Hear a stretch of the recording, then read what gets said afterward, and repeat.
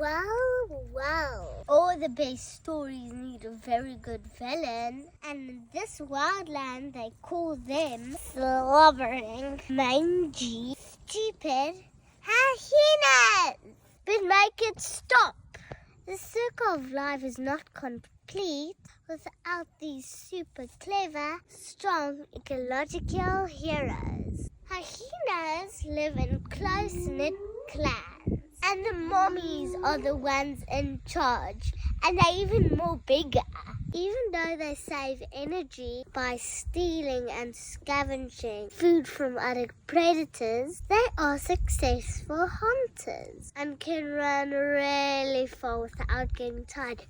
Hyenas get rid of old and weak animals. They even help control diseases, eating things like rotten meat, bones, skin, even horns.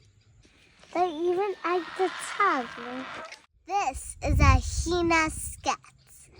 It's white because of all the calcium. These nutrients go into the soil and then grass grows. And antelope eat the grass and then hyenas eat them. And that's the circle of life. Can I get a whoop whoop for hyenas and stay wild?